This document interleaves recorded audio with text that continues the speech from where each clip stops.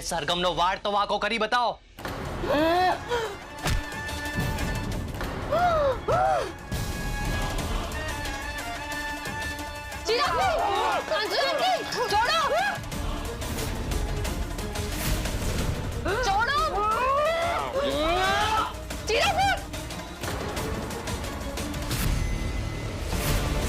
ચિરાગ તને વાગ્યું તો નથી ને બેટા? ચિરાગ મને બચાવી લે બેટા, મને બચાવી લે. મમ્મી તું ચિંતા નહીં કર, હું આવી ગયો છું ને, બધું સરખું થઈ જશે.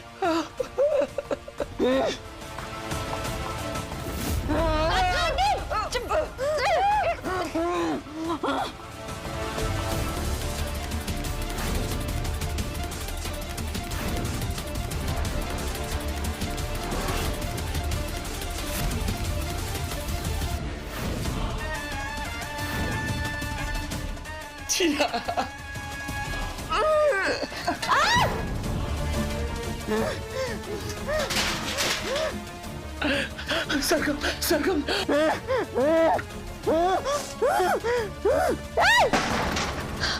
સરગમ!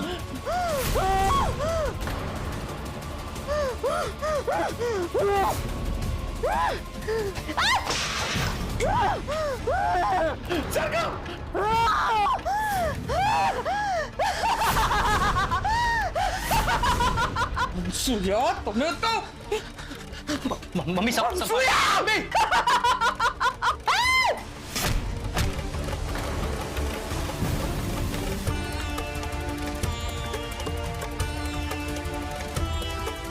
અનામિકા,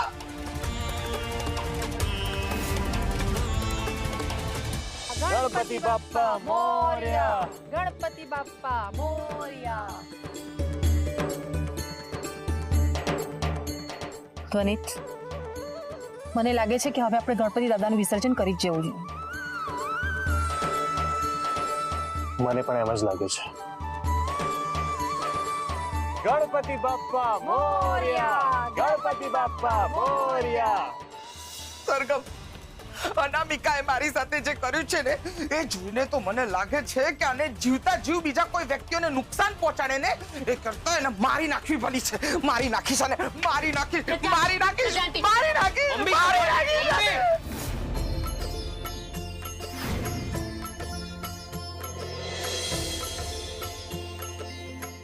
અરે સરગમ, આણે મને બાંધીને રાખી.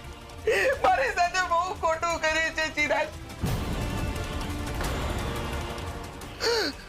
જાનવરને બાંધીને રાખે ને એ રીતે બાંધીને રાખી હતી મને.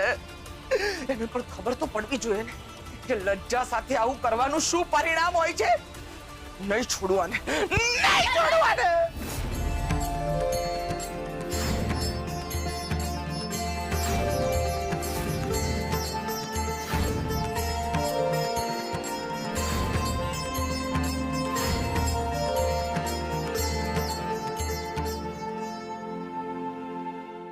લચ્છા આંટી, તમારો ગુસ્સો વ્યાજબી છે, પણ આવું વર્તન ના કરો પ્લીઝ. તું આને બચાવે છે સરગમ. હું એમને બચાવી નથી રહી, પણ અનુસૂયા આંટીને સજા આપવાનો હક આપણને નથી. અને એમને પોતાને નથી ખબર કે એમની સાથે શું થઈ રહ્યું છે. એમને નથી ખબર કે એમની સ્પ્લિટ પર્સનાલિટી છે. આપણે અહીંયાથી નીકળવું જોઈએ. ચિરાગભાઈ, સરગમની વાત સાચી છે મમ્મી. જીવ બચાવીને અહીંયાથી નીકળીએ, ઘરે પહોંચીએ, આપણા માટે અગત્યનું છે. હા ચિરાગભાઈ, આપણે લજ્જા આંટી અને અનુસૂયા આંટીને લઈને અહીંયાથી નીકળીએ. ચાલો. આને શું કામ? આપણે એમને અહીંયા તો નહીં મૂકી શકીએ ને. મમ્મી, સરગમ સાચું કહી રહી છે. સરગમ, તું મમ્મીને સંભાળ, હું અનુસૂયા આંટીને સંભાળું છું. હા, પણ સંભાળજો. અનુસૂયા આંટી જો ભાનમાં આવી જાય ને તો એમની સામે લજ્જા આંટીનું નામ બિલકુલ ના લેતા. લજ્જા આંટી, ચાલો ચાલો લજ્જા આંટી.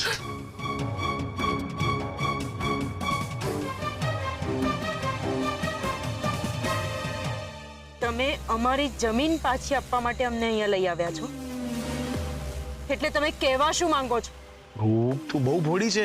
તું સમજતી નથી ને બીજાની વાતોમાં આવી જાય છે. તને ને તારી ગાંડી મને શું જોઈએ? જમીન, ઘર અને ખેતર ને? જા, આપ્યું. શું તમે મને મારું ઘર અને જમીન પાછા આપવા માંગો છો એમ? જો જો આ કાગળો પણ મેં તૈયાર કરીને રાખ્યા છે. જો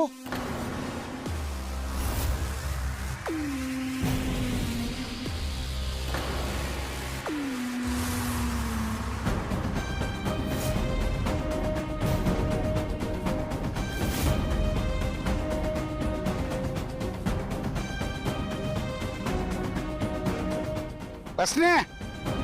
તમારા આવા વર્તન કરવા પાછળ ચોક્કસ કંઈક કારણ હશે, કારણ કે તમે એમને એમ તો કોઈને કશું પાછું આપો એમ છો નહીં.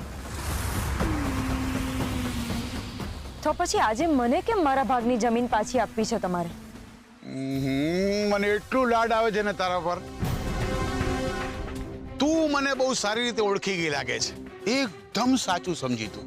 હું તને બધું જ આપીશ જે તું માંગે, પણ બદલામાં મારે પણ કંઈક જોઈએ છે. શું બદલો. બદલો?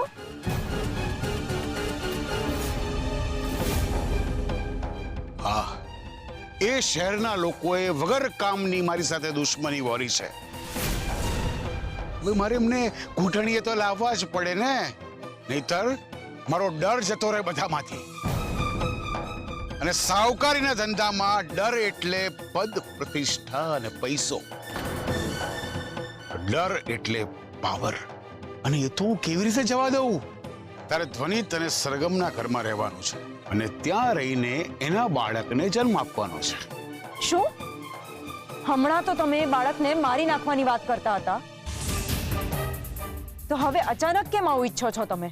કેરી ખાઓ, ગોટલા ના ગણો તમે. અને હું ના પાડું તો? વિચારી લે તારે શું કરવું છે. તારે તારી આ માને જીવતી જોવી છે કે નહીં? તારે તારું ઘર અને જમીન જોઈએ છે કે નહીં, કે લોકોના ચક્કરમાં બધું ગુમાવવું છે? અને હું તને ખરાબ લાગુ, પણ એ લોકો પણ કઈ ઓછા નથી. આવા લોકો મીઠા ઝેર જેવા હોય છે. એ તને અત્યારે નહીં સમજાય, પણ પછી સમજાશે કે આ લોકોએ માત્ર તારો ઉપયોગ જ કર્યો છે.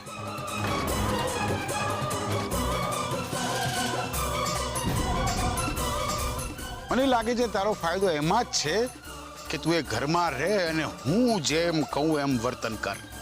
નહીતર બધી જ બાજુથી તું બધું જ ગુમાવી દઈશ. એટલે તું મને ધમકી આપે છે? ના ના ના ના ના ના ના, હું તને ધમકી નથી આપતો બેટા, હું તને સમજાવું છું. મારે બસ આટલું જોઈએ છે. અને તમે પાછળથી ફરી ગયા તો? ગામડાના લોકો દુશ્મની કરતા પહેલા અને વચન આપ્યા પછી ક્યારેય ફરતા નથી.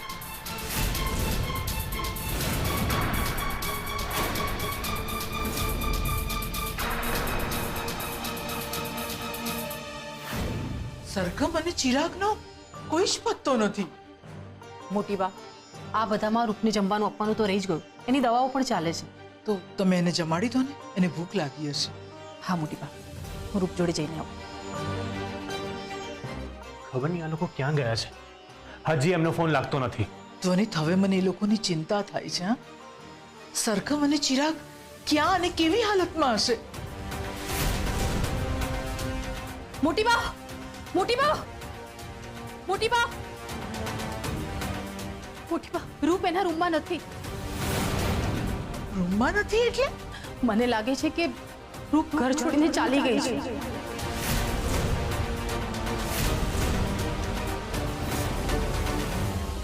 શું? અરે આ કેવી રીતે શક્ય છે? લે આવાજ.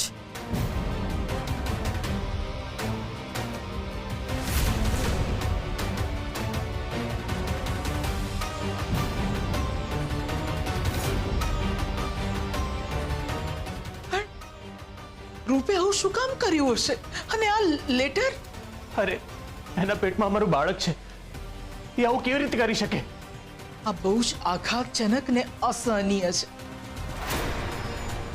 જો સરગમને આ વાતની ખબર પડશે તો શું થશે? એ બિચારી તો સહન જ નહીં કરી શકે. લચ્છા બહુ,